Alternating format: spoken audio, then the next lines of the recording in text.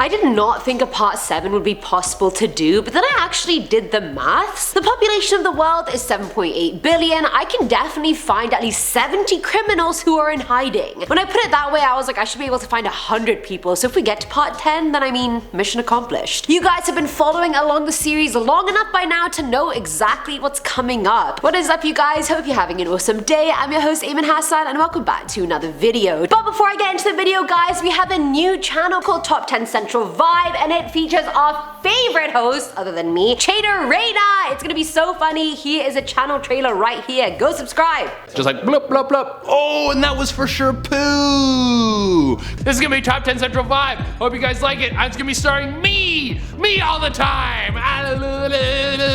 We're in the Illuminati.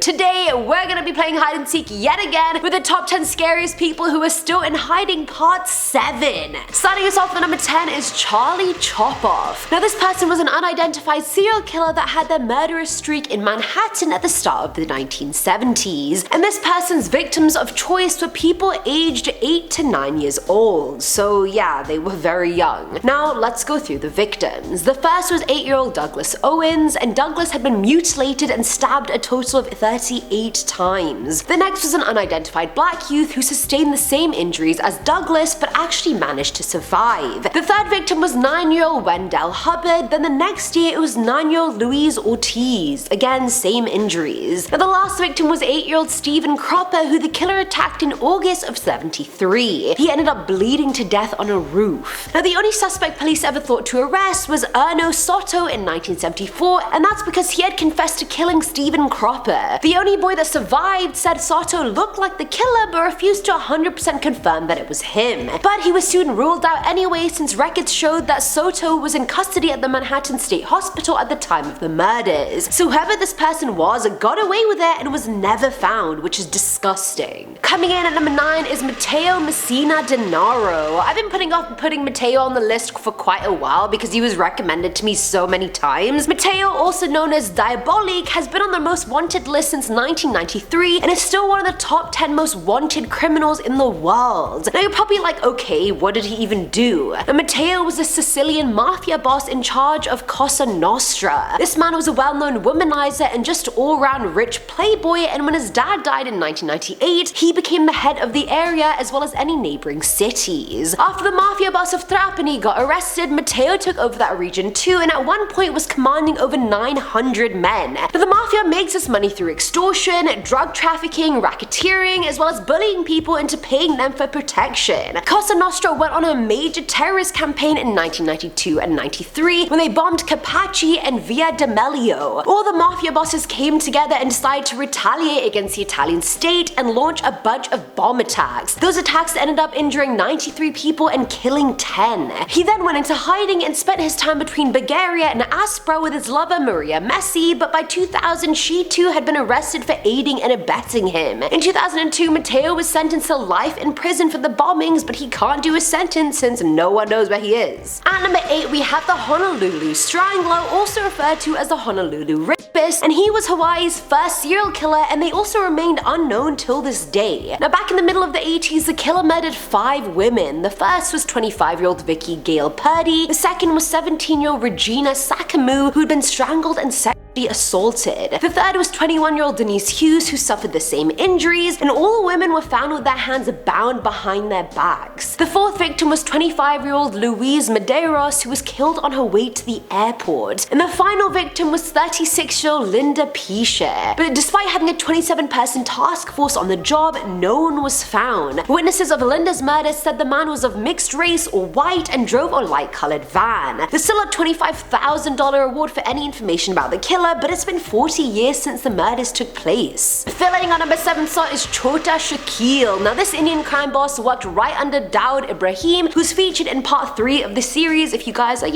paying attention. Now Shakil joined the Daud company in 1988 and was essentially managing everything that happened on a day-to-day basis. As one of the most wanted men in India, Shakil was part of orchestrating the 1993 Bombay bombings and is wanted for terrorism, murder, extortion, and more. He also handled a lot of the company's drug trafficking trafficking and also trafficked diamonds from Africa for weapons. Rumor has it he was hiding out in Karachi, Pakistan after a picture surfaced of him for the first time in decades. In 2017, a voice clip came out claiming to be Dawood, saying that Shaquille had died, but that was soon investigated and concluded to be fake as hell, so he's still out there somewhere pretending to be dead. Now at number 6 is Giovanni Mottizzi, another Italian mafia boss for the list. Now Giovanni was also part of the Sicilian mafia and has been on Italy's most wanted list since 1998. When his uncle Matteo died, not the same Matteo as I mentioned before, Giovanni became the de facto head of the Mottizzi mafia clan and became the most powerful man in Palermo. He went into hiding in 1993 since he's wanted for many things, mainly the murder of police officer Beppe Montana and, you know, other miscellaneous mafia activities, as they all do. Even the current Italian mafia bosses have no idea where Giovanni is. Some think he's dead, whereas others think he's just hiding somewhere in Agrigento. Who knows? Coming in at number 5 is Roberto Solis, and this one's funny because amongst Roberto's many occupations, poet is one of them, as is convicted murderer and armored car robber. But poet obviously had to be on the list because he's not just a cold-blooded killer, no, he has a creative side as well, you guys. Now Roberto has over 30 aliases and was caught after he murdered a security guard during a robbery. He served 17 years for that and was finally given parole in 92, but those 17 years did nothing for him in terms of growth and retribution. Roberto met a woman called Heather who he convinced to get a job at a security company and guided her into driving away in a car containing $2.5 million. The Bonnie and Clyde duo then went on the run together, became lovers, had a kid, and then evidently didn't work out because Heather turned herself in 2005. Roberto, however, did not and is still out there somewhere, but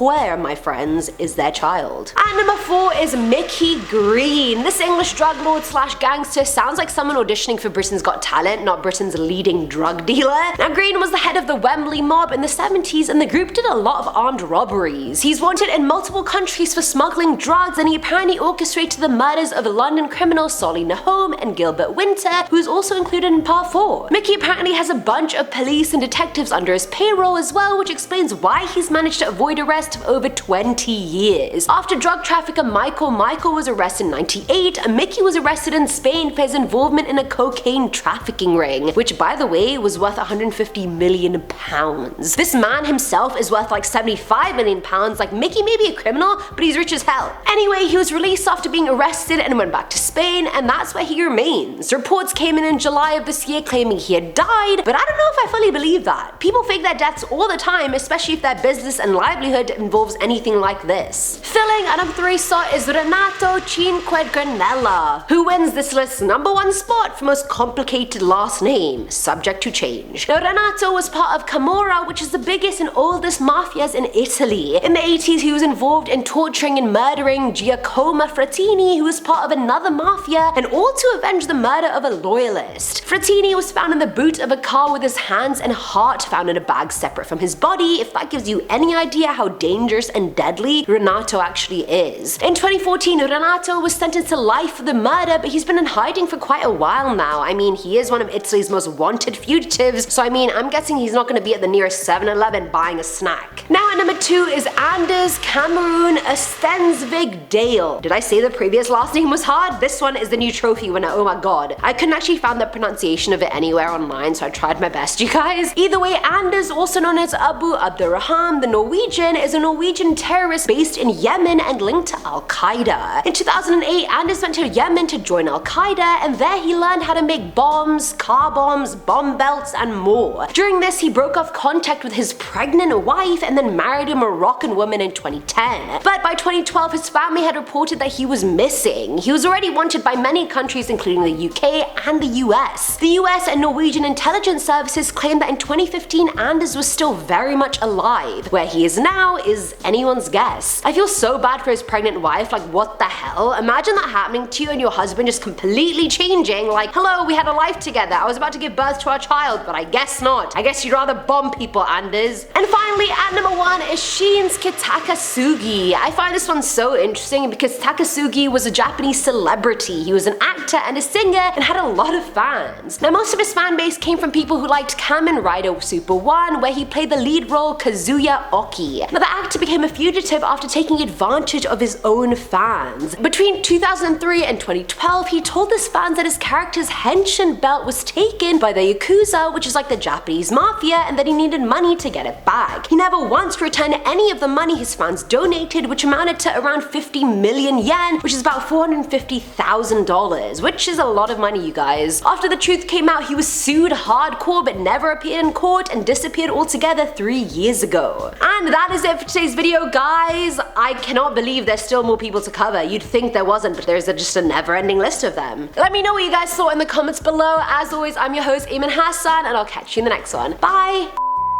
Bullying people into paying them for protection. I'm just feeling shy. Even the current Italian mafia boss is Italian.